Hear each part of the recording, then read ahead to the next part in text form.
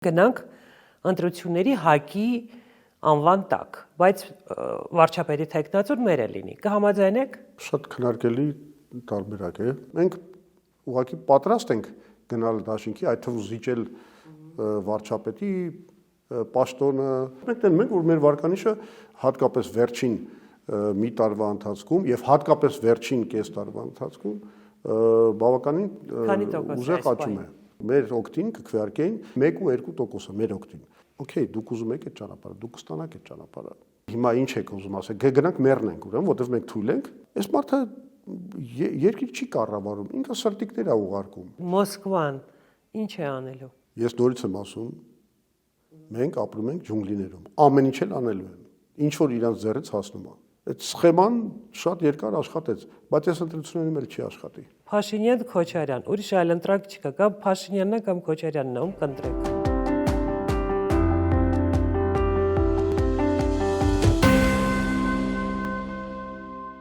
Բարև ձեզ, այսօր իմ հյուրը Հայ ազգային կոնգրեսի վարչապետի թեկնածու Լևոն Զուրաբյանն է։ Բարև ձեզ, պարոն Զուրաբյան։ Բարև ձեզ։ Շնորհակալություն, որ ընդունեցիք իմ հրավերը։ Մենք մի շարք հարցեր ունենք, որոնք այսօր քննարկելու ենք ձեր հետ, բայց սկսենք վերջին լուրից։ Տեղեկություն եկավ, որ Սամվել Կարապետյանին կրկին տանելու են կալանավայր, այսինքն ԱԱԾ նկուղ։ Ձեր կարծիքով մինչև ընտրություններ Սամվել Կարապետյանին ԱԱԾ նկուղում պահելը իշխանությունների համար ճիշտ ռազմավարություն է։ Մենք գործ ունենք Հայաստանի պատմության մեջ ամենահակադեմոկրատական իշխանության հետ, որը առավել վտանգավոր է նրանով, որ իրենք համարում են, որ քանի որ լեգիտիմ ընտրվել են ժողովրդի կողմից, իրենց կարելի է ամեն ինչ, կարելի է խախտել սահմանությունը, կարելի է խախտել օրենքները, ցանկացած մտածածին մեղադրանքով ներկայանալ, եւ նրանք ոչ մի սրբություն չունեն։ Դա սա ինչ որ կատարվում է Սամվել Կարապետյանի նկատմամբ, սա տմարդիություն է ուղղակի, ոչ մի օրինական հիմնավորում չունեցող, սա բան է, ինչ ասեմ, կավկայական մի հատ բան է, պրոցես է։ Իրեն ազատեցին, չէ՞, տնային կալանքի փոխեցին իր նկուղը, դրա հետ մեկտեղ տնային կալանքում գտնվելով նա հայտարարություն անելու հնարավորություն չուներ։ Հիմա նորից տանելու են ԱԱԾ նկուղ եւ նա բարբերաբար կրկին հանդես է գալու հայտարարություններով։ Արդյոք Փաշինյանին եւ նրա թիմին ավելի ձեռնտու չէր լուր Սամվել Կարապետյանը իր տանը նստած։ Ես փորձում եմ հասկանալ, մենք կարանք ինչ-որ տրամաբանություն գտնել։ Փաշինյանը ղեկավարվում է բացարձակապես քաղաքական հաշվարկներով, այս հարցում օրենքի հոտ չի գալիս։ Ինքը ուղղակի մտածում է, որ Սամվել Կարապետյանին մեկուսացնելով ինքը կբարդացնի այդ ամբողջ թիմի գործունեությունը եւ կոմունիկացիան եւ կոորդինացիան։ Իսկ ակնհայտ է ձեզ համար այդուամենայնիվ որևէ պարագայում Սամվել Կարապետյանի շարժման կուսակցությունը չի լինելու ընտրացուցակներով։ Ես շատ կանխատեսելի եմ համարում, որ ինչ որ պահին նրանք ուղղակի Սամվել Կարապետյանի թիմին դուրս կշպրտեն ընտրություններից, բացարձակապես ապօրինի մի բանով, պրոցեսով, ասենք Վահագ Հովհաննիսյանը, որը ինքը ոչ լեգիտիմ կենտրոնական ընտրական հանձնաժողովի ոչ լեգիտիմ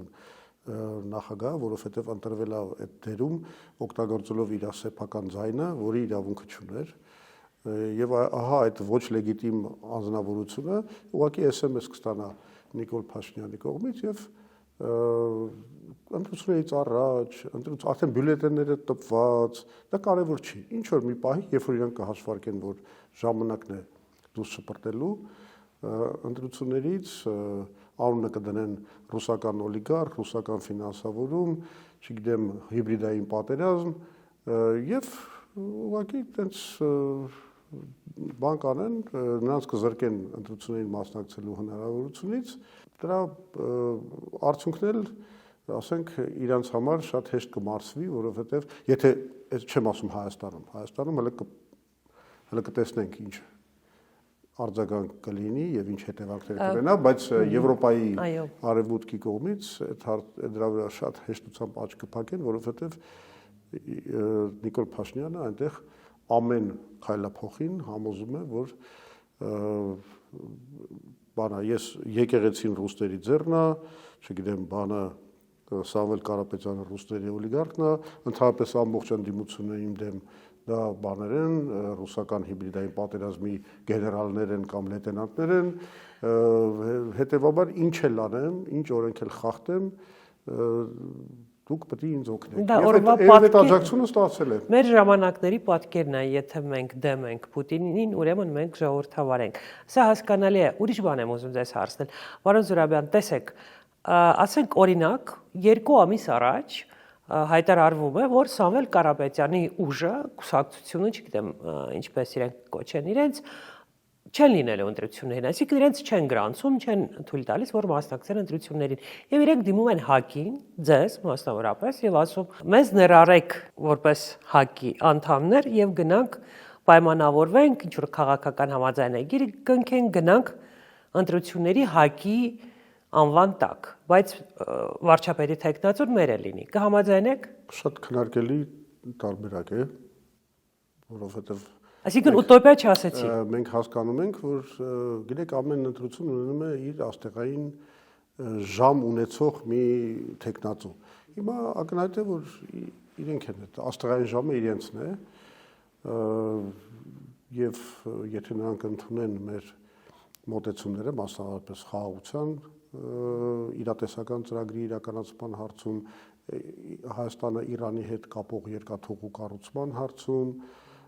եւ բազմաթիվ այլ մեր ծրագրեր, որոնք շատ հաճախ անգամ համընկնում են, մենք սիրով կքննարկենք։ Իսկ այս պահին բանակցություններ կան մեր ձևով շարժման հետ։ Հանդիպումներ եղել են, քննարկումներ եղել են, այո, բայց ինչ որ բան հրապարակելու չունեմ։ Այսինքն դուք ուզում եք ասել, որ այո, դուք հասկանում եք, որ նրանց վարկանիշն ավելի բարձր է եւ եթե պետք լինի մենք ընդունենք իրենց վարչապետի տեխնացուին, հա։ Գիտեք ինչ, ես կարող եմ ընդունել, որ հիմա իրենց վարկանիշը ավելի բարձր է, բայց դա չի նշանակում, որ մենք պետք է սենց ասեմ, էլի, մոտենանք որպես ինչ որ հուսահատ մի պարտներ։ Այդպեսի մեզ մոտ մոտեցում չկա, ընդհանրապես ես ձեզ ասեմ, որ այդ բանը քաղաքագետները եւ սոցիոլոգները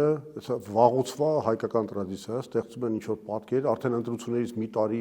կամ կես տարի առաջ, որ ահա անցողիկ ուժերը միայն այս 3-ն են կամ այս 2-ն են կամ այս 4-ն են եւ այլն, մնացածը ոչ մի շանս չունեն, բան, դա աբսուրդ խոսակցություններ են, որովհետեւ եթե այդպես է, անցած փորձերից ելնելով են ասում։ Անցած փորձերը, գիտեք ինչ, ամեն ընտրություն ունի իր սպეციფიკան։ Անցած փորձերը, չգիտեմ ինչի վրա են հիմնվել, ես այնուամենայնիվ կարծում եմ, որ կարելի է ճեղքում կատարել, մասնավորապես օրինակի համար այնպես չի, որ մենք անպայման մեր հույսը դրել ենք դաշինքի վրա։ Մենք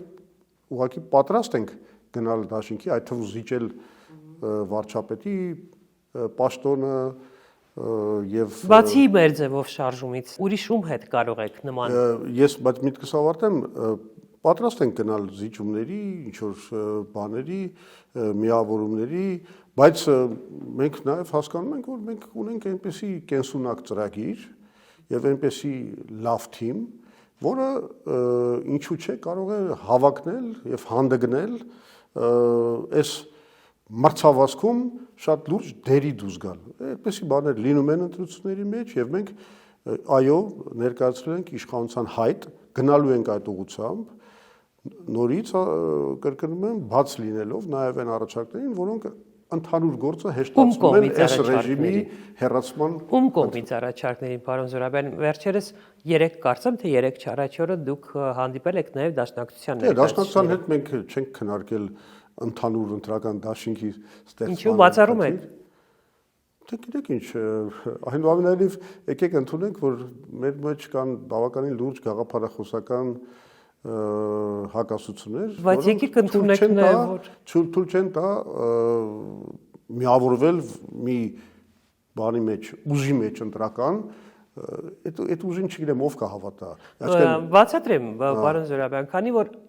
ֆորս մաժորային իրավիճակում ենք մենք ապրում, դաշնակցություն ՀԱԿ դաշինքը կարող է լինել այն խորհրդանիշը, որ մարդկանց ցույց տալ, տեսեք ինչ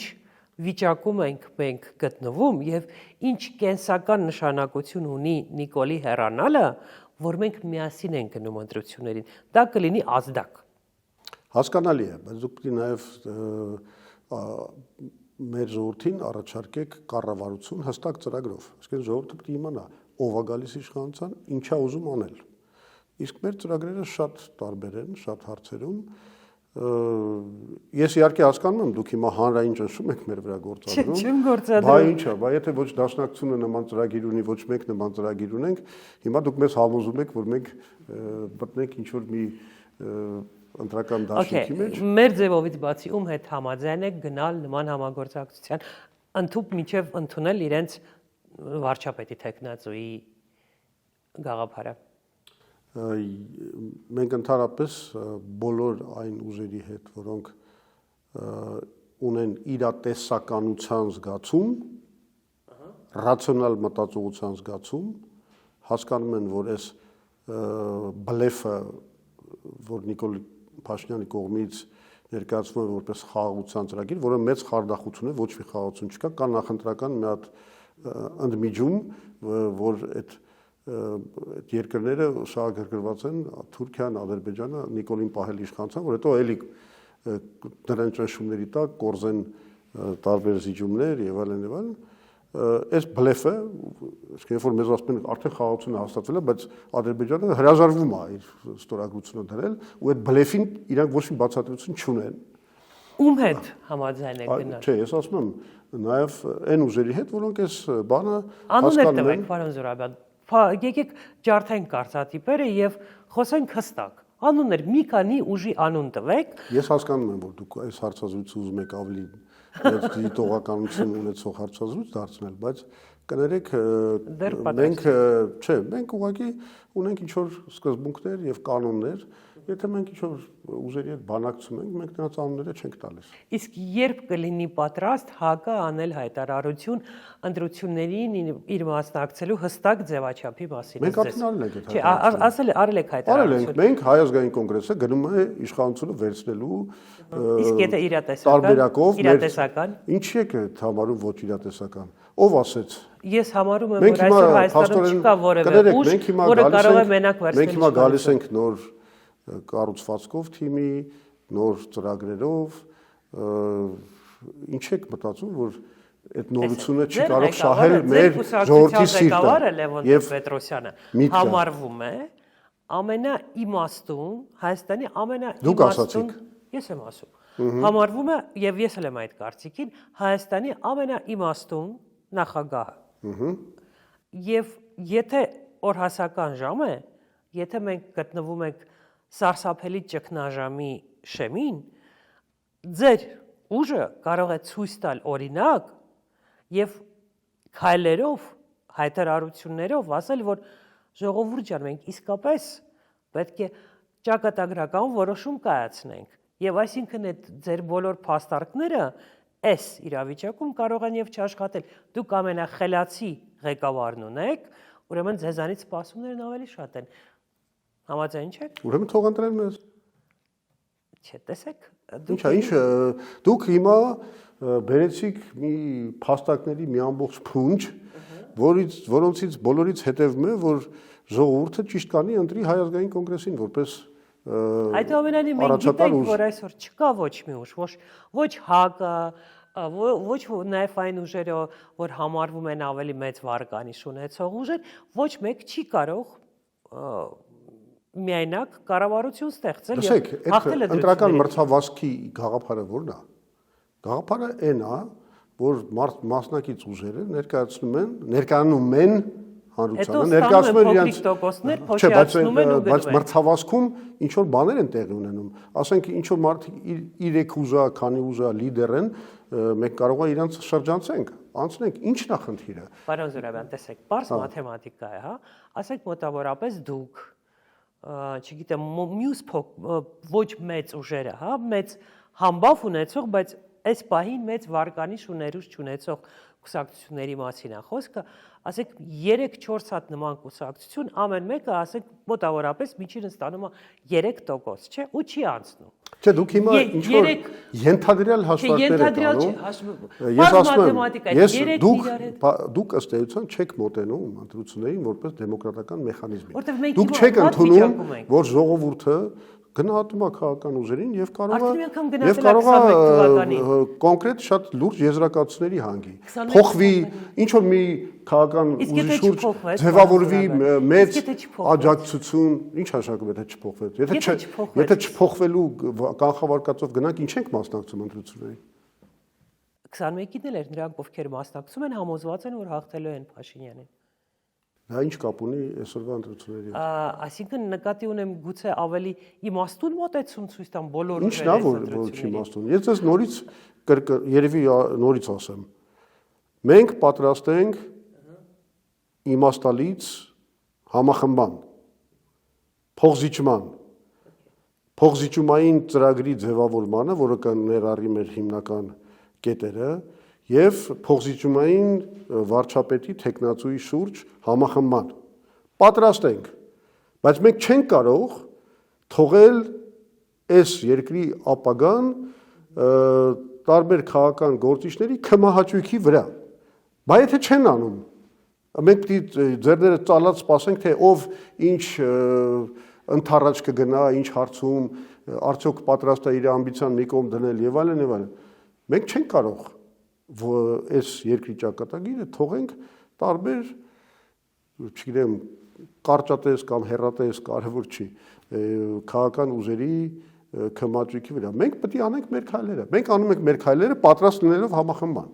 Եվ ես վստահ եմ, որ եթե դու քո քայլերը ճիշտ ես անում, հստակ ես անում, ծրագիրդ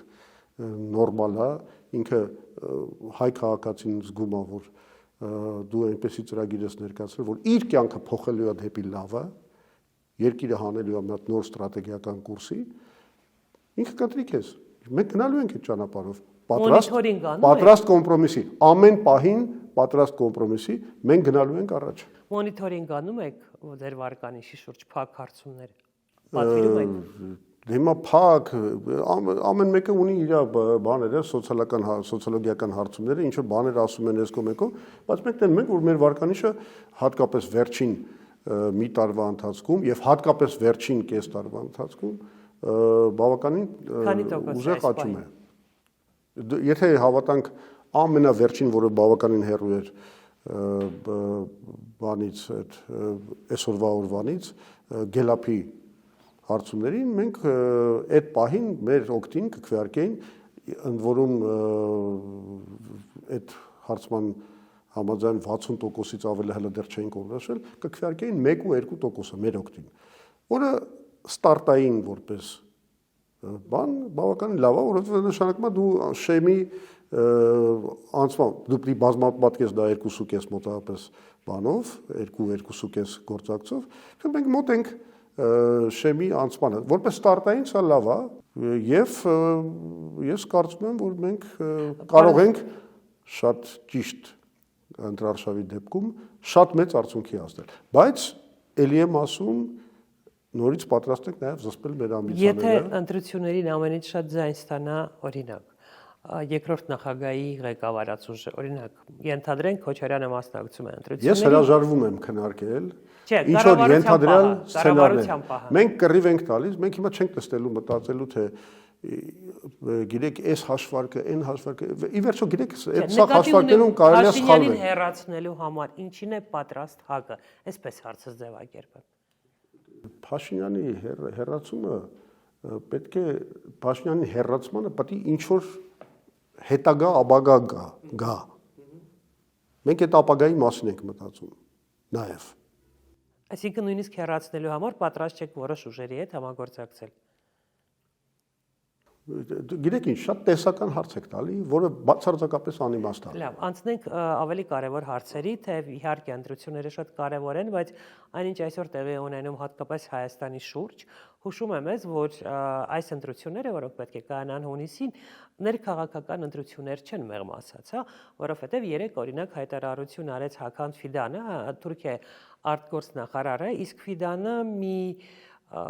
պաշտոնյա է, ու մասին կարող ես ասել ամեն ինչ, բացի նրանից, որ նա հիմար է, բավականին խելացի մարդ է, մեծ փորձ ունի եւ հենց այնպես նման հայտարարություններ չի անում, ընդ որում հայտարարությունը հնչել է մամուլի ասուլիսի ժամանակ եւ նա այդ հայտարարությունն արել է Թուրքիայի ներքին լսարանի համար եւ թեև ձևակերպել է այնպես, որ ուղղակի չի ասել, որ հենց ընտրություններին մենք աջակցում ենք Փաշինյանին, բայց իր հայտարարությանը կարելի է նման հետեւություն անել, որտեղ ասեց, որ ունեն տվյալներ, որ ամենամեծ վարկանիշն ունի Փաշինյանը եւ աջակցում են Փաշինյանին այդ հարցը նկատի ունենալով Զանգեզուրի միջանցքը, որի մասին մինչ այդ խոսում էր։ Ըստ ձեզ, Թուրքիայի աջակցությունը այս պահին Փաշինյանին ձեռնտու է, թե ոչ։ Նման հրապարակավ աջակցություն։ Նիկոլ Փաշինյանի գլխավոր խաղաթուղթը, որ ինքը ներկայացնել է ժողովրդին, որը բլեֆ է, խարդախություն է, բայց ինքը դա անելու է եւ բավականին շատ մարդ դրան հավատալու է, որ ինքը բերելու է խաղաղություն Ադրբեջանի եւ Թուրքիայի հետ։ Բացում է ճանապարհները, ամեն ինչ լուծվում է, դրանից հետո սկսելու է դրախտավայր։ Բնականաբար ոչ Ադրբեջանի, ոչ Թուրքիայի կեցվածքը նման օպտիմիզմի համար որևէ հիմք չեն ծառայում, բայց եւ Ադրբեջանի եւ Թուրքիայի համար բավականին կենսական նշանակություն ունի պահպանել Հայաստանում Նիկոլ Փաշինյանի մի կամակատարի, որը ըստ էության այլևս ուրիշ ելք կամ ուրիշ ապագա, քան ենթարկվել Ալիևի եւ Անկարայի պահանջներին չունի։ Նիկոլ Փաշինյանը անում է այն, ինչ որ Ադրբեջանին եւ Թուրքիային պետք է, այսինքն ինքը ուզում է լինել ենթավիլայեթի, չեմ ասում ենթավիլայեթի, որովհետեւ մենք վիլայեթի չենք ձգում թուրքական բանում այդ ավտոնոմ իշխանություն մենք ասենք ադրբեջանական վիլայեթի ենթավիլայեթը պետք է լինենք իրենց կոնստրուկցիայի մեջ եւ ինչը թույլ կտա իրենց բավականին հանգիստ իրականացնել բոլոր ծրագրերը կապված այդ թուրքական այդ անգամ ժողովրդագրական իմաստով թուրքական այդ գոտու ստեղծման, որը բանից Ստամբուլից ընդարձակվելու է մինչև Սինջան։ Այդ իրենց համար բնականաբար շատ լավ տեխնացու է եւ իրենք իսկապես աջակցում են իրան, այդտեղ որևէ առ չկա, բայց ես այստեղ ուզում եմ կարևոր մի բան նշեմ։ Գիտեք, ժողովրդին մի քիչ փորձում են շանտաժել նրանով, որ այ եթե Նիկոլը չլինի, արդեն պատերազմ անելու, որտեվ Ալիևին ու Ֆիդանին, ասենք, ոչ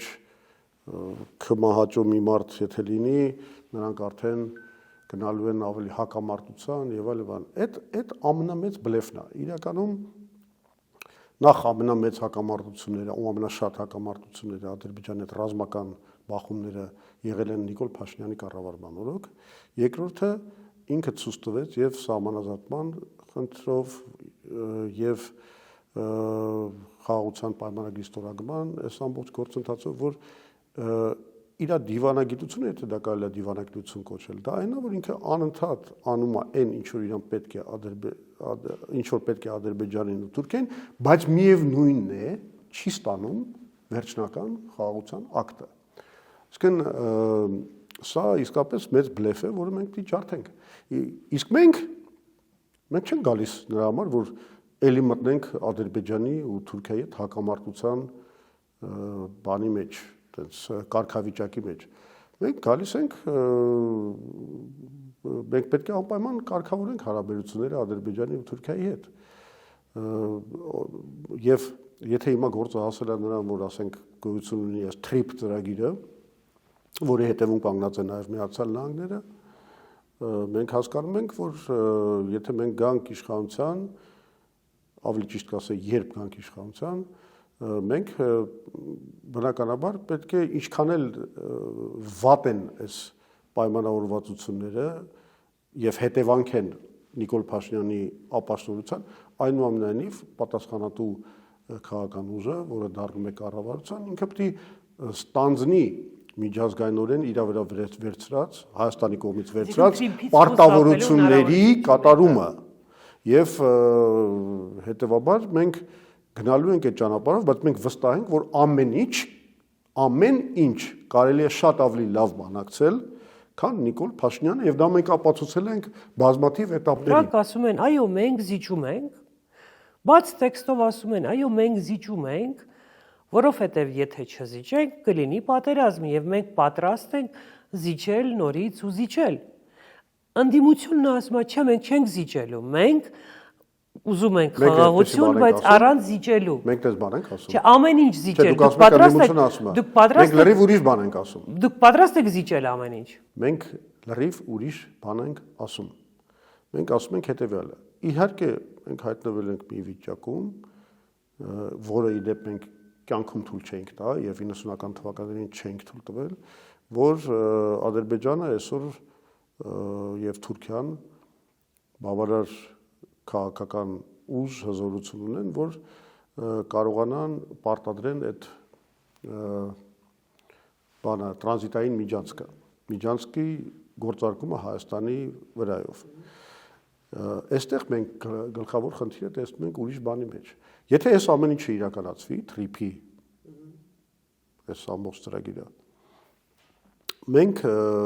ընկնում ենք կախվածության մեջ Թուրքիայից ու Ադրբեջանից։ Մեր բոլոր կոմունիկացիաները ըստ էության կարևոր բոլոր կոմունիկացիաները անցնելու են Ադրբեջանի եւ Թուրքիայի միջոցով, ինչը Ադրբեջանին եւ Թուրքիային տալու է լծակներ մեր վրա ազդելու։ Մենք ուրիշ բան ենք առաջարկում։ Մենք առաջարկում ենք ուրիշ բան։ Մենք ասում ենք, օքեյ, դուք ուզում եք այդ ճանապարհը, դուք կստանաք այդ ճանապարհը։ Բայց մենք պետք է պահպանենք հնարավորությունը այդ նույն TRIP-ի, այսպես կոչված գոտում կառուցել ալտերնատիվ ենթակառուցվածքներ եւ ճանապարհներ, մասնավորապես կառուցել երկաթուղի, որը կկապի Հայաստանը Իրանի հետ, որովհետեւ եթե մենք դա անենք, մենք անմիջապես տանում ենք շատ լուրջ դիրք այն առումով, որ գիտեք ինչ, ասենք Ադրբեջանը ասում է, ես լեգիտիմ շահեր ունեմ կապվելու Նախիջևանի Թուրքիայի հետ, բա մենք չունենք լեգիտիմ շահեր, ասենք այդ ձեր լեգիտիմ շահերը իրականացվում, բա մեր լեգիտիմ շահերը, բա մեր լեգիտիմ շահերը, իրենք ուժեղ են, մենք դե ուրեմն հիմա ինչ եք ուզում ասել, գնանք մեռնենք ուրեմն, որովհետև մենք թույլ ենք։ Չէ, ես ուզում եմ հասկանամ ընդդիմությանը երբ նման հարցեր ես տալիս։ Բայց դու քո շահի համար պիտի պայքարես։ Մենք տեսնում ենք, որ այս կառավարությունը մեր շահի համար չի պայքարում։ Լավ, այսպեսի մի հարց տամ, հա, ըստ ձեզ, որ հարցերն են, ինչ որ կարմիր գծեր Փաշինյանը ունի, ենթադրենք, Աստված չտա, ենթադրենք նա հաղթեց ընտրություններին։ Եվ այդ ընտրություններից հետո բարձր է, որ եւ Ալիևը եւ Էրդողանը նոր ինչ որ պահանջներ են ներկայացնելու Փաշինյանին։ Որտեղ է կանգնելու Փաշինյանը, որտեղ է Փաշինյանի կարմիր գիծը, նա չի կարող թեկուզ ինքնապաշտպանական բնազդով չի կարող անverջ զիջել։ Ինչ որ մի պահ է գալը, որ ասել է, չէ, ստոպ, այս նույնիսկ ես չեմ կարող տալ։ Գիտեք ինչ, որ եթե ուզում եք այս խոսակցությունը ավելի շոշափելի դարձնենք, մենք պետք է քննարկենք վերջերս հունվարի 14-ին ստորագրված հայ-ամերիկյան նոր շրջանակային, այսպես ասած, համաձայնությունը։ Բայց դա փաստաթղթի նման չի, պարոն Զուրաբյան։ Այդտեղ նշված է, որ այս փաստաթղթով ոչ ոք ոչ մի պարտավորվածություն իր վրա չի վերցնում։ Եվ տպավորություն է, որ սա ոչ թե թուղթ է, այլ փաստաթուղթ է, ոնց որ ռուսներեն ասում, բալվան կա։ Ես չէի տա այդպեսի անլրջությամբ վերաբերվել այդ ստորագրված փաստաթղթին, որովհետև այո, այնտեղ գրված է, որ իրավական առումով որևէ պարտավորություններ ոչ մի կողմ չի վերցնում, բայց այնուամենայնիվ ստորագրված է մի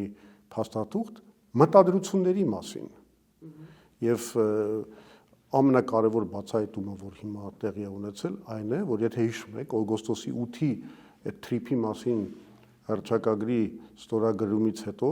իշխանությունը ասած հիստերիկ մի ձևով փորձում էր ասել, ով է հնարել այդ 99 տարին, մենք չենք տալիս 99 տարով ոչ մեկին ոչ մի բան Reuters-ն էր գրել, իրենք էլ դրա մասին գրել էր Reuters-ը ու դրա մասին Թրամփն էր ասել։ Այ ամենահետաքրքիրը դա էր։ Հենց Ալիևի ու Նիկոլ Փաշինյանի ներկայացումը երբ ստորագրում են, Թրամփը ասաց 99 տարով մեզ են տալի, որ մենք ապահովենք այս ճանապարհը։ Հələ մի հատ էլ կատակ արեց։ Դե դրանից հետո մի եւս 99 տարով կտան։ Իշխանությունը ընկավ հիստերիկայի մեջ։ Երբ որ մենք ասինք, որ sense բարեք դուք համաձայնվել, ասին ուրա, հրճակ տեքստում չկա։ Հերքեցին, ասին չկա տենց բան։ Եվ հիմա պարզվեց, որ իրանք ուղղակի հերթական քաղաքական խարդախություններ էին անում։ Այսինքն այն ժամանակ իրանք վախեցան դա հրապարակեն կամ ստորագրեն, բայց այն ժամանակ արդեն պայմանավորվել էին եւ Թրամփը դրա մասին բացահայտ ասում էր եւ Reuters-ը էր ասում։ Հիմա նոր իրանք արդեն նաեւ լեգիտիմացրին ստորագրությամբ այն պայմանավորությունը, որ վաղուց ձեռք էր բերվել։ Այսինքն պարզվեց, որ հերթական անգամ մենք ստախոս իշխանությունների հետ գործ ունենք։ Հիմա իրանք ստորագրել են մի հատ փաստաթուղթ, որից պարզվում է խայտարակ մի իրողություն։ Ուրեմն 49 տարի շարունակ գործելու է այսպես կոչված TRIP-ի զարգացման ընկերություն։ Տենց զարգացման մի ընկերություն մի հատ տարածքում, որի անունը դրել են ծածկույթ, տարածք եւ այլն, ըստ էության այդ կարիդորը։ Ընդ որում պարամետրերը չեն նշվում, լայնությունը։ Դա չի նշվում, բայց այդ ամեն ինչը արվելու է։ Իրանք ինչ որ տարածք են նախագծել, որը բնականաբար հապտի Ադրբեջանը Նախիջևանի հետ կապի նշանակում կտրում է Հայաստանը, այսինքն ինչ որ մի տարածք է, որը կտրում է Հայաստանը։ Դե կարող է էստակադայով։ Ոչ մի նման բան չկա իրականում այդ փաստաթղթի մեջ, եւ ինչ է ասվում։ Ասվում է, որ այդ առաջի 49 տարին այդ ընկերությունը, TRIP-ի զարգացման ընկերությունը ունենալու է փայատիրության չափաբաժին 74%-ով։ Իսկ Հայաստանը ընդամենը 26%-ով։ Այսինքն Հայաստանն ու Ամերիկան ստեղծում են մի հատ ընկերություն, որը բացառիկ հնարավորություններ է ստանալու այդ ենթակառուցվածքային ինչ որ բաներ կառուցելու եւ այլն, եւ դա տևելու է 49 տարի, հետո էլ 50 տարի մեր չափաբաժինը մի քիչ բարելավում է, դառնում է 49%, բայց երկու դեպքում էլ նախ Միացյալ Նահանգները պահպանում են վերահսկիչ փաթեթը, որը ըստ էության նշանակում է, որ մենք այնց կարգավորում ունենք, որ այդ տարածքը դառնում է Միացյալ Նահանգների տիրապետման գոտի։ Եվ ավելի խայտառակ բան, որ 49 տարի դու ընդամենը ունես 26%, այսինքն այնտեղ շահութաբաժիններ են, չէ՞ գալու, դրանք լրիվ գնալու են Ամերիկա, ոչ թե Հայաստան։ Դու քո տարածքը տալիս ես, բայց գոնե չես ստանում 51%-ը վերահսկիչ փաթեթը։ Օրինակի համար, երբ որ դարի գործարքը Ադրբեջանը կնքեց նավթային, 51%-ը մնաց Ադրբեջանին, եւ դա ամենակարևոր ցուցիչն է բանի ինքնիշխանության։ Եթե դու գոնե ունես վերահսկիչ փաթեթ, դու պահպանում ես քո ինքնիշխանությունը։ Պարոն Զորաբյան, դուք ամենասկզբից երբ որ TRIP-ից խոսում էիք, հետաքրքիր մի բան ասացիք, որ ինչպես է Հայաստանի մի հատվածը մյուս հատվածի հետ կապվելու, եթե TRIP-ը կառուցեն։ Գիտեք ով է նման հարց բարձրացրել։ Վլադիմիր Պուտինը նոյեմբերի 10-ի Եռակոմ համաձայնագրից մի քանի օր հետո։ Ես Մոսկվայում լուսաբանել եմ բոլոր նրանց հայտարարությունները եւ առաջին իր մեծ հարցազրույցներ այս թեմայով հայտարարություններ լրագրողների հետ լրագրողների հարցերին էր պատասխանում եւ նա նման նախադասություն ասաց, որ նաեւ պետք է մտածենք, թե ասած հյուսիսային եւ հարավային Հայաստաններ իրար հետ ինչպես են կապվելու։ Այսինքն տպավորություններ, որ արդեն այն ժամանակ, ինձ մոտ գոնե տպավորությունը, որ արդեն այն ժամանակ իրենք հստակ պայմանավորվել են այդ միջանցքի շուրջ, նկատի ունեմ Հայաստանի եւ Ադրբեջանի իշխանությունները։ Պարզապես փոխվել է պատրոնը, եթե նախկինում Ռուսաստանը պետք է դա վերահսկեր, հիմա Միացյալ Նահանգները։ Նոյեմբերի 9-ի համաձայնագրով երկու տարբերություն կար, մեկը էր, որ իրականում դա փոխադարձ զիջումներ էին ինքնիշխանության, որովհետև մենք պահպանում էինք Լաչինով կապը եւ ամբողջ Լեռնային Ղարաբաղը, որից ըստ էության Նիկոլ Փաշինյանը հրաժարվեց։ Սա մեկ, երկրորդը ոչ ոք չէր նախատեսում, որ Հայաստանը չի ունենա հնարավորություն Իրանի հետ իր կապը, չգիտեմ, կլինի երկաթուղային, գազատարային, չգիտեմ, բանի այդ կաբելային եւ այլն, այդ հնարավորությունը չի ունենալու զարգացել։ Մինչդեռ նայեք, փաստաթղթում ամենամտահոգիչ բանը էս է ինձ համար։ Տեսեք ինչա գրած։ Հայաստանը մտադիր է TRIP զարգացման ընկերությանը տրամադրել հետևյալ բացառիկ իրավունքները. պլանավորել, նախագծել, զարգացնել, կառուցել, շահագործել եւ պահպանել բազմամոդալ տարանցիկ ենթակառուցվածքները նախանշված տարանցիկ երթուղիներում within designated transit routes։ Այսինքն այդ տարածքում ոչ ոք բացի TRIP ընկերությանը, որը գտնվելու է Միացյալ Նահանգների բացարձակ վերահսկողության ներքո, չի կարողանա ոչ մի ենթակառուցվածքային այլ բան պլանավորել, նախագծել եւ կառուցել։ Հիմա ինձ ամենակարևոր հարցն եմ տալիս այս իշխանությանը։ Դուք ստորագրել եք փաստաթուղթ, որով Հայաստանի Հանրապետությունը զրկվում է, այո, հələ որ իրավական ուժ չունի, բայց դուք գնում եք այդ ուղղությամբ։ Ու դուք ստորագրել եք մի փաստաթուղթ, որով Հայաստանի Հանրապետությունը զրկվում է 100 տարվա կտրվածքով կառուցել սեփական որոշմամբ օրինակի համար երկաթուղի, որը կկապի Հայաստանը Իրանի հետ։ Սա ինչ է, եթե ոչ ինքնիշխանության նշաձողի հերթական մի քիչ ստանձնեմ իշխանության մեր Հայաստանի գործող իշխանության փաստաբանի դեր, այո, հասարակ մարդիկ ես լսել եմ ինչ են ասում այս մասին, նաև TRIP-ի մասին։ Ասում են ախպեր ջան, ինչ եք ուզում, մենք բուջուր անկապ մի հատ երկիր ենք, չեք կարողանում դիմադրել ոչ Ադրբեջանին, ոչ էլ Թուրքիան, որտեղ դրանք ավելի ուժեղ են, հարուստ են, մեծ են, ահավոր մեծ են, եթե մեզ հետ համեմատենք եւ լավ է, մենք այս հատվածը մեր տարածքի վարձով ենք տալիս Միացյալ Նահանգներին, վատա որ Միացյալ Նահանգները վարձով չեն տալի, ոչ միտեղ գրված չի, որ Միացյալ Նահանգները ինչ բան են վճարելու, հակառակը հերիք չի վերցնում են մեր տարածքը, հələ մի հատ էլ դրա շահագործման շահույթի առյուծի բաժինը ստանում է Միացյալ Նահանգները։ Ուր է այնտեղ վարձ։ Իսկ ըստ ձեզ Ռուսաստանը ոչ ոք չի պատրաստվում վճարել Հայաստանին վարձ։ Սա մի հատ խայտառակ բան է։ Ըստ ձեզ Մոսկվան հանգիստ նայելու է այս գործընթացին։ Իմաստը գալիս ենք շատ կարևոր խնդրին, դուք շատ ճիշտ հարց եք բարձրացնում, որ ու մենք սրա մասին միշտ խոսել ենք։ Okay, թո TRIP-ը լինի, բայց սա միակողմանի լուծում է աշխարհակահական առումով, որովհետև դա միակողմանիորեն համապատասխանում է Ադրբեջանի, Թուրքիայի, Իսրայելի, Միացյալ Նահանգների արևմուտքի շահերին եւ հակասում է Ռուսաստանի բայց դա հակասում է ոչ թե ինչեր միանակ Ռուսաստանի, Չինաստանի, որը շատ մտահոգված է այդ թուրքական գոտիով, որը մի գնում է հասնում է մինչև Սինձյան եւ Չինաստանի համար լուրջ վտանգներ է ստեղծում, ասենք այնտեղ ապրող ուйգուրների հետ կապված, սա չի համապատասխանում Հնդկաստանի շահերին, սա չի համապատասխանում Իրանի շահերին։ Այսինքն կարելի ասել հանգույցային այդ BRICS միավորման հանգույցային երկրների շահերին սա չի համապատասխանում։ Սա ինչ նշանակում, սա նշանակում է աշխարհակահական ռումբ դրված հենց Հայաստանի տակ։ Դրա համար մենք ասում ենք, որ քանի որ սա շատ միակողմանի է, մենք մի կողմից ընդունում ենք լեգիտիմ շահերը արևմուտքի, Միացյալ Նահանգների, ասենք նաև այո թուրքական պետությունները թող կարողանան իրենց ուզած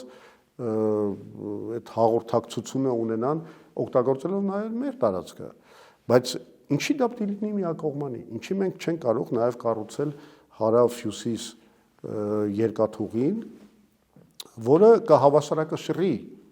մի կողմից արևմուտքի շահերը, մյուս կողմից BRICS երկրների շահերը, Հայաստանը կդարձնի տրանզիտային հաբ։ Այսինքն BRICS-ը կգնա Հայաստան, Վրաստան, Ռուսաստան, իրենք էլ կգնան Ադրբեջան, Նախիջևան։ Հա, իսկ այս իրանց համար շատ կարևոր է, նախ Պարսից ծոցը կապում է Սպանի հետ, Սև ծովի հետ, որոշակի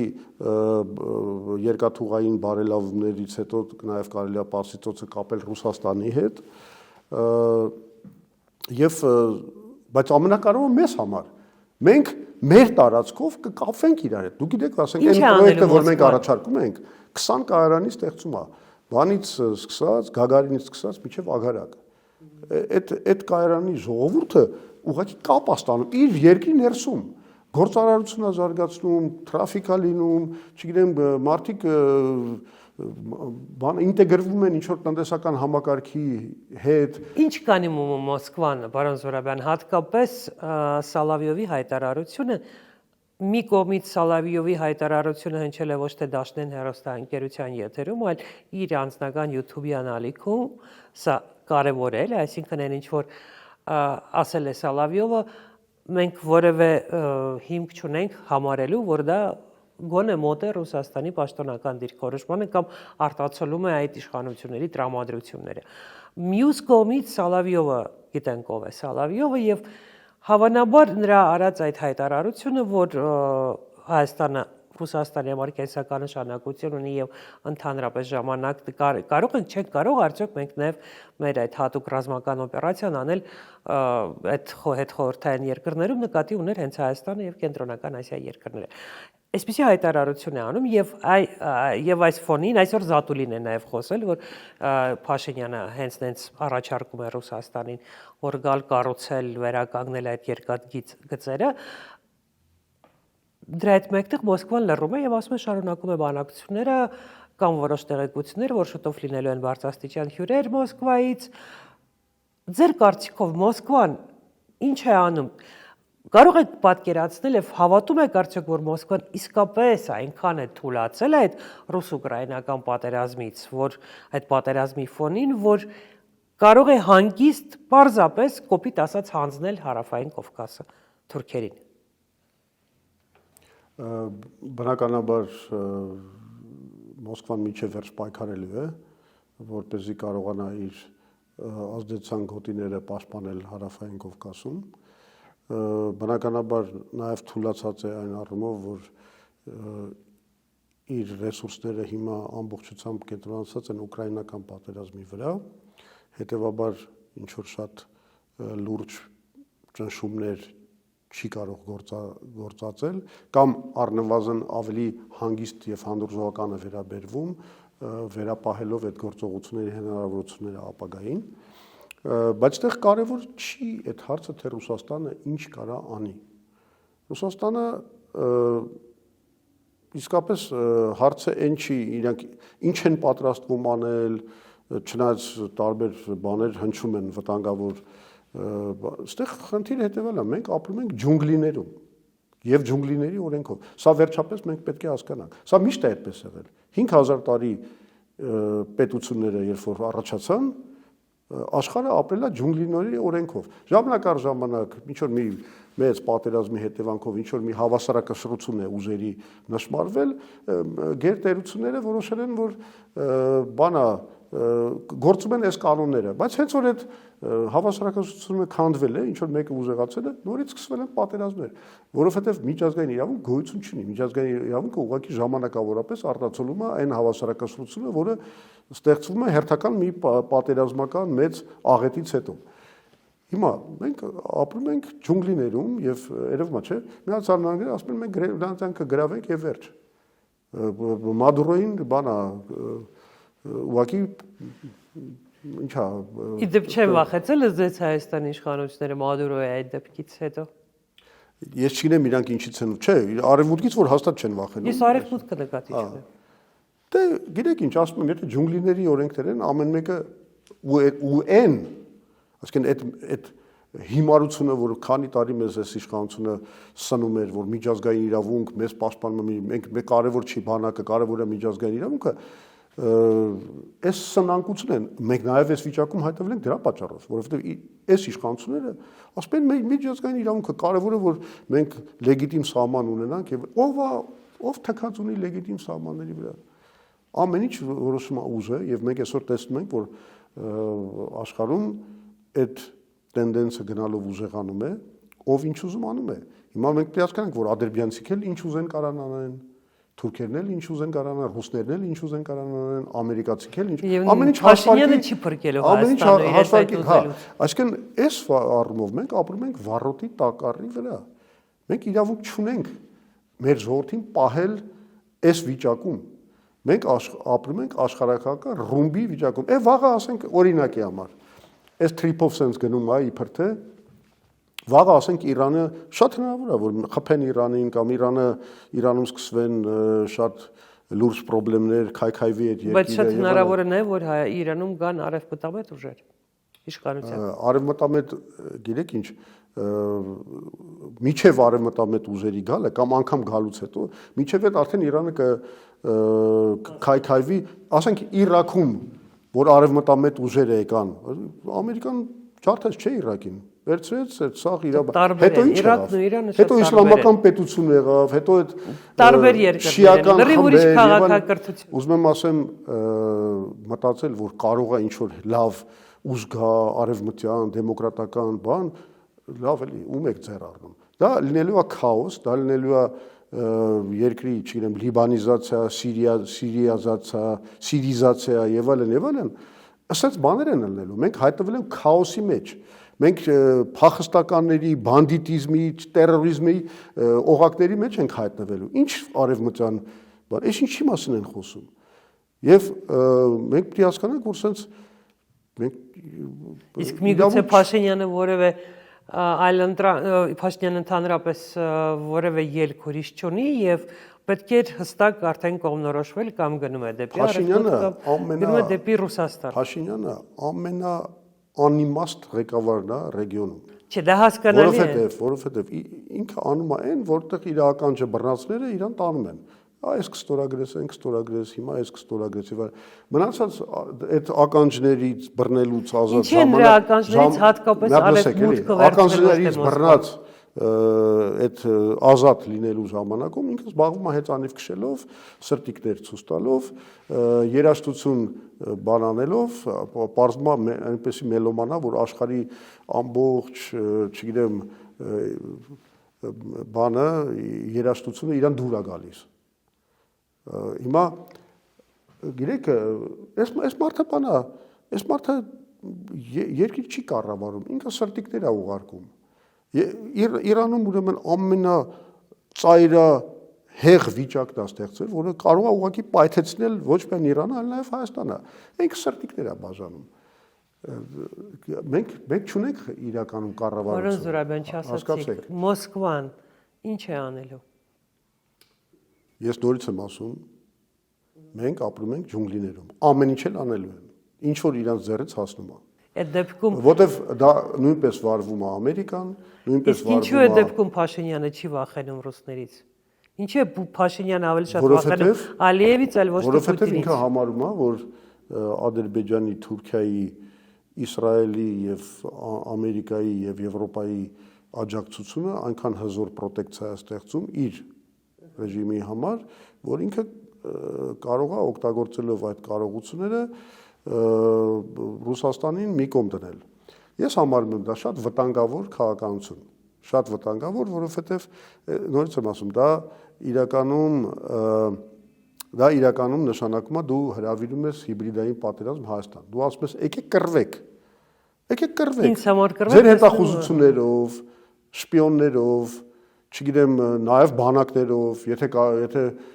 բանը զորամիավորումներ ունեք, եկեք կռվեք։ Տենանք ով է ձեզնից ուժեղ։ Տնտեսական առումով մեզ կճնշի, ով կարա ավելի լավ ուժեղ ճնշի, ով կարա ռազմական առումով ավելի ուժեղ ճնշի, ով կարող է հետախուզական ցանցերով մեզ ավելի շատ ճնշի։ Ինքը այս պատերազմը հրավիրում է Հայաստան։ Ու դա ամենամեծ հանցագործություններից մեկն է, որ Փաշինյանը կատարում է։ Մենք որ գանք իշխանության, մենք ուղղակի գլխավոր մեսիջը աշխարհին եւ բոլոր գերտերություններին լինելու է հետեւյալը. Հայաստանում դուք չեք կարող կռվել։ Դուք որտեղ ուզում եք կռվեք, ձեր աշխարհակաղակական կոնֆլիկտներով զբաղվեք։ Հայաստանում դուք չեք կարող կռվել։ Ստեղ դուք կարող եք գալ ներդրումով, ստեղ կարող եք գալ լավ առաջարկներով, անվտանգության հնարավոր է։ Դա միակ քաղաքականությունն է, որ Հայաստանին կփրկի օրինակ բերեք։ Հիբրիդային կործանարար օրինակ բերեք։ Շլիքը, որն է Ղազախստանը, ամբողջ Միջին Ասիան իդեպ այդ քաղաքականության մեջ եւ չինացիների հետ են խոսում, եւ ռուսների հետ, եւ արևմուտքի հետ, ինչ է եղել։ Այդ Վրաստանը կարող է։ Նույն Ադրբեջանն է այդ քաղաքականությունը վարում։ Վրաստանը մի քիչ ոնց որ չկարողացավ այդ բանը անել, ես կարծում եմ, որ հնարավոր է, այնտեղ էլ էր հնարավոր բալանս պահել, բայց երբ որ վարչապետը դուրս է գալիս, ասում է, բանը, մենք դուրս ենք գալիս, մենք ինքներս կանգնացնում ենք Եվրամիության հետ, բանը, չգիտեմ, այդ մոտեցումը, բանը մի հատ ինչ որ ես չեմ կարծում, որ դա ճիշտ բան է։ Հակառակը պետք է բոլորի հետ փնտրել համագործակցություն, ներդրումներ ու ասել նաև հետևյալը։ Լավ է, բան չի, հակամարտությունը հավերժական չի կամ նույն այդ Արևմուտքը, Ռուսաստանը, Չինաստանը իրանք նաև փնտրում են բանը համագործակցության գոտիներ, իրենց կամուրջներ են պետք նաև։ Օրինակ Հայաստանը այսօր որոշ հանգամանքների բերումով այդ ասենք որոշ հարցերում կարող դարձել է այդ հաբը, օրինակ ավիացիոն հարցում։ Հիմա օրինակ մտնում ես Հայաստանի аэропորտ, դնում ես որ այն հազվագյուտ երկրներից է, որտեղից կարող ես թռնել Փարիզ, չգիտեմ, Վիեննա, Մոսկվա, Աբու Դաբի, Իրան, Թեհրան, այսինքն ի՞նչն է խանգարում մեզ մտնել այդ կոնցեպտի մեջ, որը մենք կոչում ենք եւ մեր ընտրական ծրագրի գլխավոր կոնցեպտներից մեկը դա է երկիր կամուրջ կոնցեպտը։ Նորից փաստաբանի դեր ստանցնեմ իշխանությունների օրինակ մենք ունենք Հավեսով եք պաշտպանում իշխանություններին, հա, բայց չգիտեք իրենք ինչ չեն սիրում, ես իրենց սիրում եմ։ Մինսկի խումբ ունենք, որի համանախագահները, գիտեք, Ֆրանսիան, Ռուսաստանը, Միացյալ Նահանգները։ Երբ որ լուսաբանում է Ղարաբաղյան շուրջ բանակցությունները, Ղարաբաղյան հակամարտության առաջին նախադասությունը, որ միշտ ասում են, թե 3 համանախագահները, թե Ռուսաստանի, թե Ֆրանսիայի արտգործնախարարները եւ թե Միացյալ Նահանգների պետքարտուղարը կամ ներկայացուցիչ պետքարտուղարության հետեւյալներ։ Լեռնային Ղարաբաղը միակ միջազգային հակամարտությունն է, միջազգային խնդիրն է, որի շուրջ Արևմուտքի եւ Ռուսաստանի շահերը համընկնում են։ Եվ մենք տեսանք ինչ եղավ։ Այսինքն չունենք հստակ։ Բայց ինչի այդպես եղավ։ Այ մենք մոտեցանք այդքան սիրում եք իշխանություններին ու այդքան իրանց փաստաբաններ եք խաղում, դուք բերեցիք հակառակը։ Եթե դուք իրանց փաստաբանն եք, դուք շատ վատ փաստաբան հիմա աշխատեցիք, որովհետև դուք հիմա բերեցիք իրանց ամենակարևոր ու ամենագլխավոր ոճրագործության, որ իրանք կատարել են հայ ժողովրդի Մինսկի խումբի լուծարումը 2010 ոչ, լուծարումը արդեն բաներ գնացած էր 2019 թվի առաջարկի մերժումը Մինսկի խմբի համանախագահության առաջարկի մերժումը վերջապես մեր ճնշման ներքո Նիկոլ Փաշինյանը հրապարակեց 2019 թվի առաջարկը պարզվեց որ Ռուսաստանը, Ֆրանսիան, Միացյալ Նահանգները, այո, միացյալ ձևով Լավրովի պլանը տարօրինակ ձև բաներ, բայց իրանք համաձայն էին։ Երեքով այդ բանը 19 թվին ներկայացրել են։ Որտեղից պարզվում էր, որ մենք ստանում էինք անկախ Ղարաբաղ, դե ֆակտո անկախ Ղարաբաղ, լրիվ միջազգային գարանտիաների տակ Ռուսաստանի, Միացյալ Նահանգների, Ֆրանսիայի, ՄԱԿ-ի անվտանգության խորհրդի խաղաղարար ուժերով շրջապատված Ղարաբաղը պահում ենք, Քելբաջարը պահում ենք, Լաչինը պահում ենք։ Ինչ էր քեզ պետք էլ, որ դու չտանեիր Հայաստանը էլի փաստաբանություն անել պատերազմի։ Իսկ դու բռնեցիր, դու մերժեցիր այդ պլանը, դու գիտեք ինչ է, մարդիկ, չգիտեմ, կարողա մտածում են, որ 7 տարի սխալվելուց հետո այդ մարդը արդեն չի սխալվում, փորձ է ձեռք բերել, որ իրան թույլ կտա այլևս ճիշտ վարվել, բան։ Դա այդպես չի լինում։ 7 տարի ծեծված մարդը ընդամենը դառնում է խեղճ։ Ինքը չի դառնում ավելի ճիշտ խնդիր լուծող։ Ինքը դառնում է ինչ որ մեկի տակ պարկող։ Մինչդեռ ես ասում եմ, եւ Ադրբեջանի եւ Թուրքիայի հետ հնարավոր է գտնել նորմալ հարաբերություն, ոչ թե պարկողի, լիզողի, եթե դու կառուցես դաշնակցային հարաբերությունների նոր համակարգ, որի մեջ այո դու պետք է վերականգնես նաև քո հարաբերությունները Ռուսաստանի հետ, պահպանես քո լավ հարաբերությունները Եվրոպական միության հետ, Միացյալ Նահանգների հետ, Իրանի հետ աշխատես լրջորեն։ Ես ուզում եմ մենք անդրադառնանք եւս մեկ ներքաղաքական խնդրին, ներազգային, ես նույնիսկ կասեի համազգային խնդրի, խոսքս բնականաբար եկեղեցու դեմ Փաշինյանի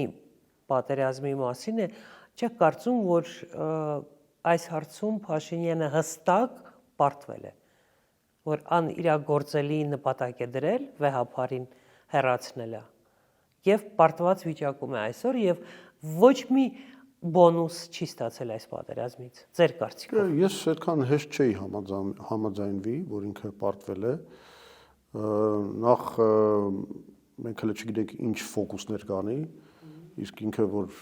արդեն մոլագարի հետևողականություն ունի այս հարցում, ամեն անգամ մի նոր բան հնարելու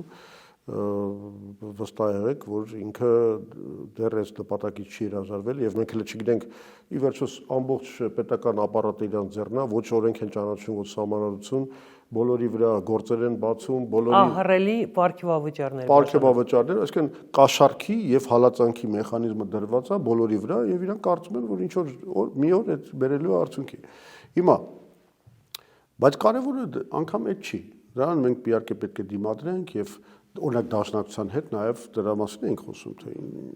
ինչ քայլեր է պետք ձեռնարկել եւ այլն։ Բայց այստեղ մի հատ ուրիշ հանգամանք կա, որի մասին չգիտես ինչի բոլորը մոռանում են։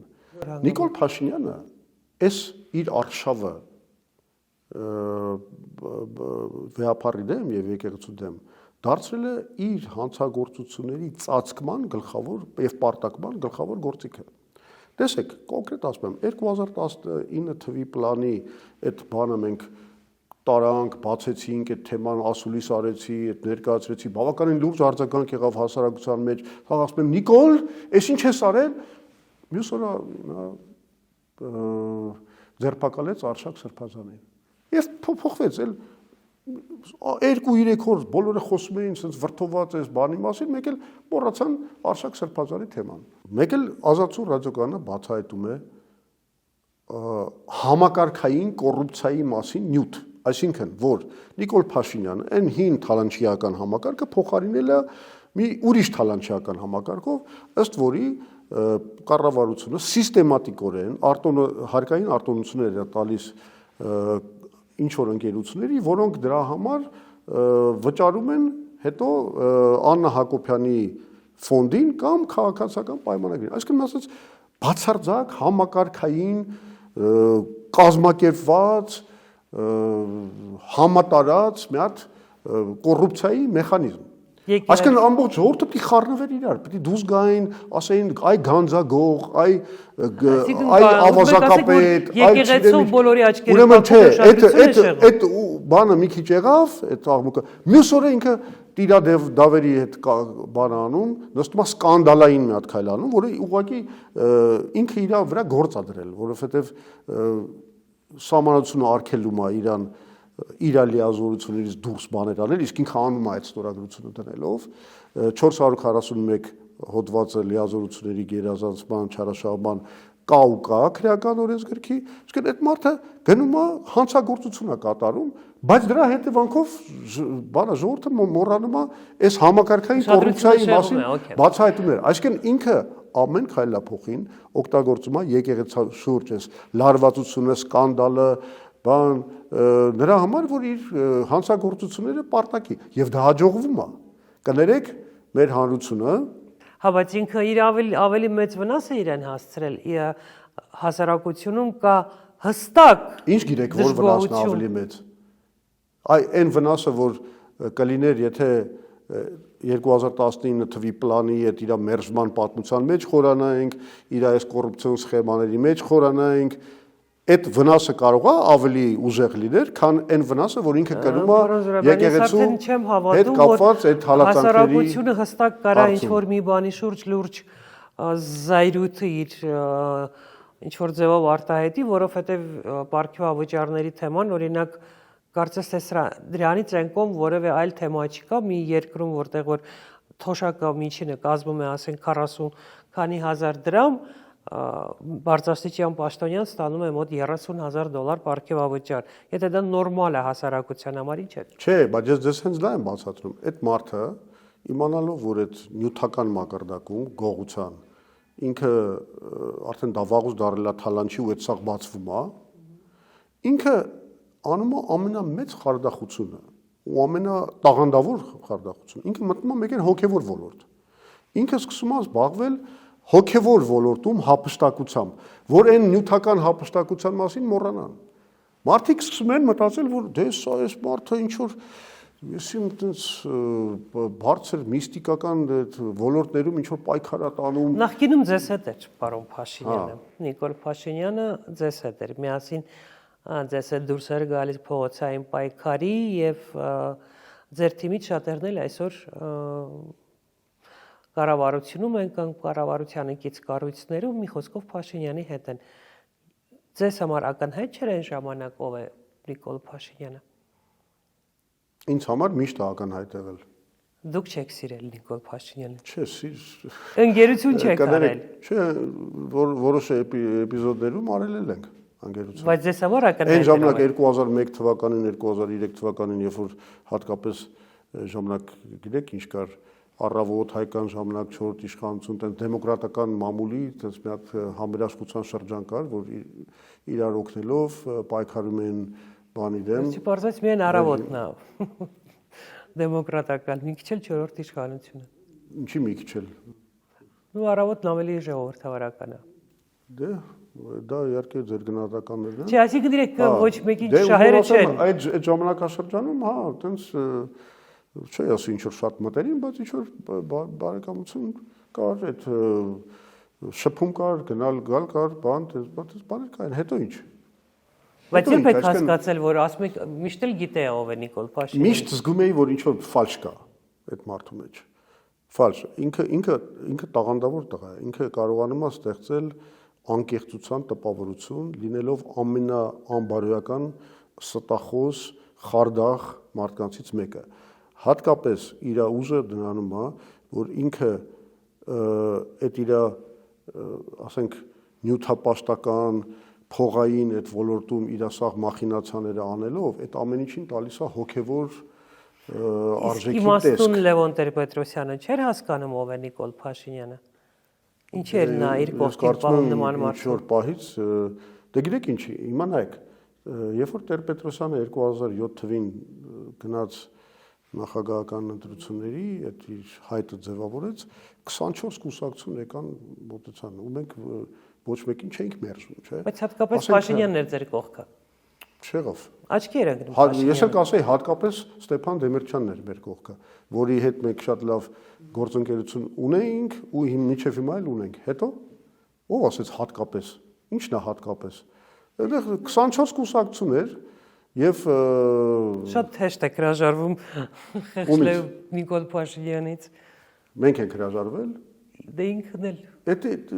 ինքը հրաժարվեց։ Իսկ եթե չհրաժարվել իր կողքին կլինեիք։ Չէ, եթե ինքը լիներ սկզբունքային մարդ, այդ կնշանակեր չհրաժարվել, այսինքն ինքը գրում էր, չէ, որ բանա պատերազմ թե խաղաղություն հոդվածը Տեր-Պետրոսյանի դա այն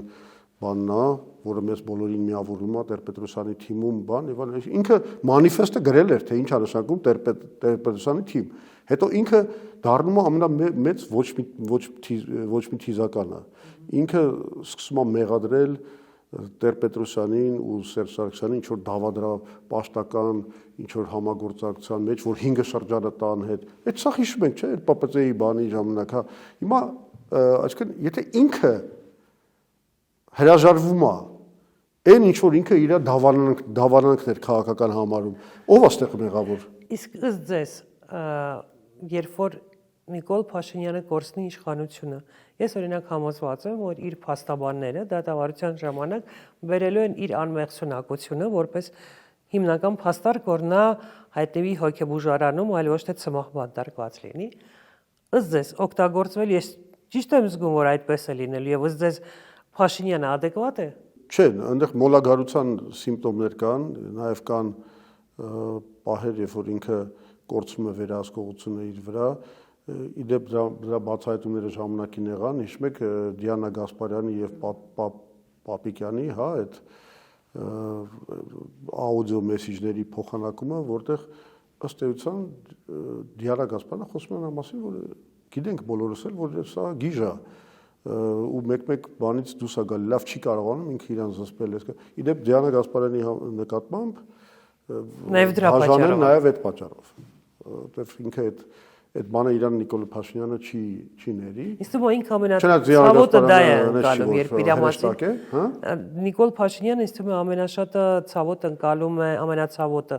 ընկալում է, երբ նրա մասին ասում են հիմար կամ ոչ ադեկվատ։ Լավ, ինձ չի հետաքրքրում իր տվայտանքները։ Իր տվայտանքները ինձ հետաքրքրում են ուղիղ այնքանով, ինչքանով դրանք կարող են ազդել մեր ճակատագրի վրա։ Բայց սարսափելի է, չէ՞, որ անդիմությունը բարթվում են հիմարթու, ով մասին չգիտենք որն է ճիշտ խելագար է, թե հիմար է։ Բայց պատմության մեջ այնքան ա եղել տես դեպքեր, գժերը լավ մանիպուլատորներ են նաև։ Դուք չգիտեիք։ Վերջին հարցս, ըստ ձեզ, Նիկոլ Փաշինյանին պետք է բոլորին եմ այս հարցը տալիս, որտեղ ինձ համար հետաքրքիր է։ Բայց ինքը մենակ գիժ չի։ Ինքը աբարոյական է, ինքը նաև գիտակցաբար ինքը շատ հաճախ այդ գժության ֆազայից չի կարելի խոսել աբարոյական կամ բարոյական։ Չէ, կարող եք, ինչի՞ չէ կարող։ Որովհետև ինքը ֆազաներ ունի, ասենք ինքը շատ հաճախ վերականգնում է վերահսկողությունը ինքը իր նկատմամբ,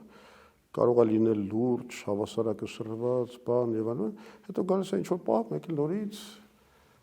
կորցնում է։ Իրեն պետք է տրամադրել հումանիտար միջանցք։ Պատկերացրեք, որ ընտրություններ են, հաղթել են, դուք եք կառավարության մի մասը, կոալիցիոն կամ նույնիսկ մենակ դուք եք կառավարությունում, ինչ եք անելու Նիկոլ Փաշինյանի հետ։ Արդյոք կբարձրացնեք հեռախոսը, կզանգեք եւ կասեք, ախպեր, մենք ասում ենք գնա, ընտանիքդ վերցրու, գնա անցնցում հեռացիր։ Թե կգերադասեք, որ նա կանգնի դատարանի առաջ։ Չէ, եթե իրավիճակը այնպեսին է, որ ասենք երկրի դեստաբիլիզացիայից խուսափելու համար, արյունայեղությունից խուսափելու համար, այդպեսի գործարքներ արվել են, ու ոչ միայն գժերի հետ։ Օրինակի համար Պինոչետի հետ դեմոկրատական օպոզիցիան այդ գնաց է նման գործարքի, անգամ մի տարի այդ գործարքի արդյունքում նրան պահեցին որպես պաշտպանության նախարար, իսկ հետո ազատվեց եւ չէր ենթարկվում բաների։ Բայց հետո միևնույն է դատեցին։ Դատեցին, բայց ինքը արդեն Իսպանիայում էր կարծեմ, հետ ընդեղել մահացավ, եթե չեմ սխալվում։ Ուզում եմ ասեմ, գործարքներ հանուն երկրի հանգստության, անդորրի, կայունության, դեմոկրատական անցնցում, անցման կարող են լինել։ Ամենակարևորը սա է, ինչն է քո համար առաջնային, մեզ համար առաջնայինն է այդ բանը, այդ նորմալ անցնցում, դեմոկրատական անցումը, կայունությունը եւ օրենքը սահմանել, որ ինքը բռնաբարում է ամեն օր։ Ինքը անցել է ամենօրյա ռեժիմի օրենքների բռնաբարության ամեն րոպե։ Ասենք եթե դու օրինական սեփականատիրոջը, հա, մերժում ես, նկատի ունեմ հայ առաքելական եկեղեցու, այդ մերժում ես մուտքը իր սեփականություն, իր տաճարները եւ հակառակը մարդկանց, որոնք ոչ մի օրինական իրավունք չունեն, գնում ես ոստիկանությամբ եւ բանով դատախազությամբ, բանով օգնում ես, որ նրանք իրանց ապօրինությունները անեն, դա նշանակում է դու ամեն օր երկրում անօրենություն ես տարածում։ Եվ այդ ամենանի ընդդիմությանը չի հաջողվել հետպատերազմյան 5 տարիների ընթացքում հեռացնել Նիկոլ Փաշինյանին։ Արդեն չէ 7 տարիներ, 6 տարիներ։ Լավ։ Ո՞վ է մեղավոր դրանում, պարոն Զուրաբյանը, ձեզ, որն ամենամեծ սխալը, որ ընդդիմությունը գործել է։ Ես կարծում եմ գլխավոր խնդիրը այն օղակն էր, որի մեջ ընկանք, որ մի կողմից Նիկոլ Փաշինյանն է, մյուս կողմից ասենք Քոչարյանն է, եւ այդպես կեղծ մի հատ բան է ստեղծվել, որ դե եթե լավ Նիկոլը էսա, բայց ինքը որ գնա, էլի այդ Թալանի վերադարձը, էլի Ռոբերտ, Քոչյանի վերադարձը, այդ բանը, այդ սխեման շատ երկար աշխատեց, բայց այս ընտրություններում էլ չի աշխատի։ Չի աշխատի, որովհետև մենք կներկայացնենք ալտերնատիվ, որը կլինի շատ ինչ ասեմ, խոստումնալից,